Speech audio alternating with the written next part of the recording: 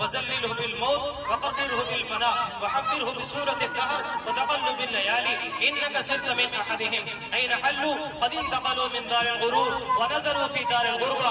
اور کیا فرمایا؟ إنك سرت من أحدهم فلا تبع آخرتك بدنیا بل بع دنیا کا بآخرتک. یہی آخری باتیں ہیں، میں ترجمہ کرتا ہوں. علی کیا فرماتے ہیں، کیا کہنا چاہتے ہیں میرے بیٹے حسن کو؟